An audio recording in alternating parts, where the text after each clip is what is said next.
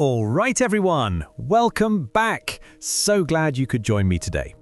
In our last video, remember we tackled introductions. We set the stage, we grabbed the reader's attention, and we gave them a clear roadmap of what your essay was going to be about. Think of that intro as the foundation of a beautiful building, right? Solid, strong, and it tells everyone what to expect. But what happens when you start building the walls? That's where our body paragraphs come in. These aren't just random sentences strung together. Oh no, these are the actual sturdy walls that hold up your entire argument. They are where you really show off your brilliant ideas, and more importantly, where you can earn a lot of points for task response, that's about answering the question properly, coherence and cohesion, which is all about making your writing flow nicely and be easy to understand. I see it all the time, and I bet some of you know exactly what I mean. You have fantastic ideas bouncing around in your head, you know what you want to say, but when it comes to putting it down on paper in a logical, step-by-step way, it just gets a bit messy. The result? Paragraphs that can be confusing, ideas that feel a bit like they're just floating around without any real support, or maybe they just feel a bit unfinished. And that, my friends, is a missed opportunity for points. But don't worry, because today I'm going to give you a simple yet incredibly powerful structure. It's like a secret weapon, really. If you use this method every single time, I promise you, your body paragraphs will become super clear, they'll be beautifully supported, and yes, they will be high scoring every single time. Ready to learn it? Let's dive in. So, what is this magical formula? It's called the Peel method. Think of it like a recipe for a perfect cake, or maybe a fantastic building made of strong blocks. If you have all the right ingredients, in the right order, you're guaranteed to get something delicious and solid. Peel is the same for your paragraphs. Peel stands for P is for points. This is where you state your main idea for the paragraph. It's like the headline for your news report. It needs to be super clear and tell the reader exactly what you're going to talk about. E is for explain. Once you've made your point, you need to tell people why it's important or how it works. You're elaborating, giving more details. E is for example. This is the evidence. You can't just say something is true, you need to show it. This is where you provide a specific example, some proof to back up your point. And L is for link. And finally, the L, this is your closing sentence for the paragraph. It's where you tie everything together, summarizing your point, and, very importantly, connecting it back to the main question of your essay. It sounds straightforward, doesn't it?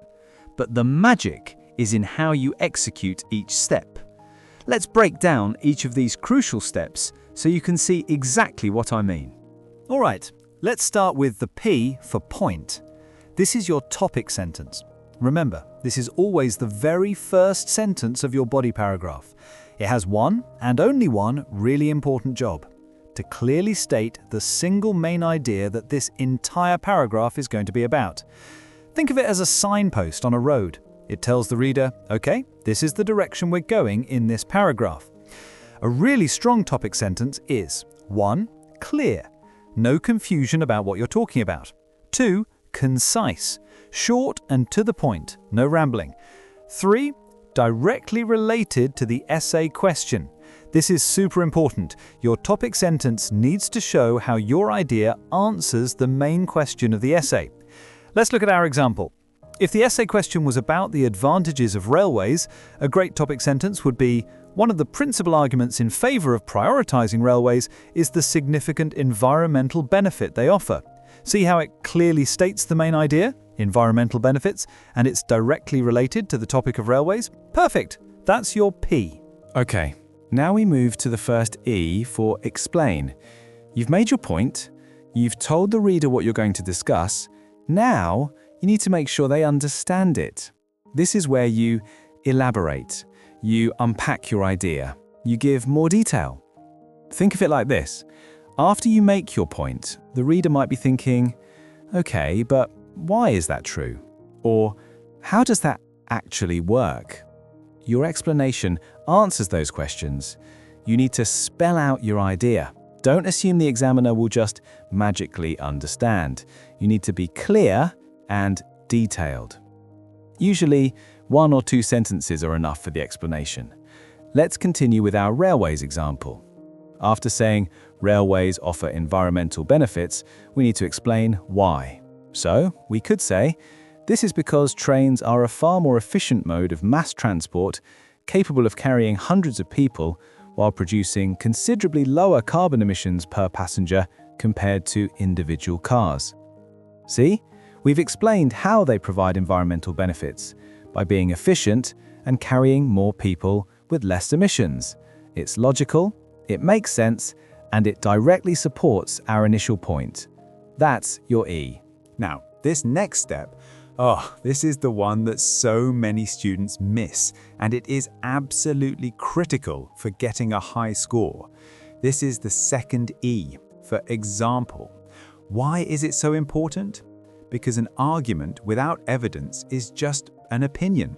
And in IELTS, you need to present well-supported arguments. You can't just say something is true, you must support it with a specific example. This makes your idea concrete, it makes it believable, and it proves to the examiner that your point is not just a random thought, but something that is backed up by reality. What kind of examples can you use? You can talk about real-world examples, specific countries, cities, or well-known situations, common scenarios, things that happen in everyday life that most people can relate to, even general observations from society, trends or patterns you see around you. You can even use personal experiences, but you have to frame them generally, like many students find, rather than when I was in school. Let's stick with our railway example. We've said trains are more efficient. Now let's give an example to prove that environmental benefit. We can say, for instance, the expansion of high-speed rail networks in countries like Japan and France has been directly linked to a reduction in short-haul domestic flights and motorway congestion, proving their positive environmental impact. See how specific and powerful that is. We're naming countries, we're talking about actual outcomes like less air travel and less traffic. This makes our argument about environmental benefits super strong and believable. That's a fantastic example. And finally, we come to the L for link. This is the last sentence of your paragraph, and it's super important for wrapping everything up neatly. It has 2 main jobs. 1. Summarize. Briefly remind the reader what the main point of the paragraph was. And 2. Connect back. Even better, link that main point directly back to the overall essay question. This is gold. It shows the examiner you haven't lost focus at all. Every single paragraph is contributing to answering the main question. So, for our railway example, after talking about environmental benefits and giving evidence, we need a good link. We could say, therefore, investing in railways is a clear and effective strategy for governments aiming to address climate change. See, it summarizes the benefit, effective strategy, and directly links it back to the broader issue of climate change, which is likely what the essay question is about. It's a strong concluding thought for the paragraph. So, there you have it. Point, explain, example, link. One clear idea, explained, supported with proof, and then linked back. This is the secret sauce for your body paragraphs. Now, to make your essay truly sing, to make it flow like a beautiful song, you need to connect your ideas smoothly. This is where linking words and phrases come in. Think of them as the little connectors that guide your reader through your writing, like signposts on a road, but for your ideas. You'll use them at the beginning of your paragraphs to introduce your points. For example, you might start a new paragraph with "firstly" or "one primary reason is." If you're adding another idea to the same argument, you could use "furthermore," "in addition," or "moreover." If you need to introduce a contrasting point in a new paragraph, you'd use however or on the other hand. Inside your paragraphs, they're also super useful. When you're about to give your example, you'll use phrases like for example or for instance. And when you're introducing your concluding sentence, your link, you'll use words like therefore or as a result.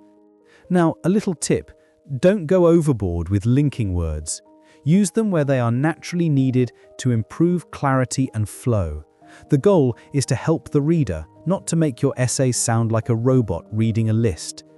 Use them thoughtfully, and your writing will become much more coherent and easy to follow. All right, enough theory for a moment. Let's put this Peel method into action.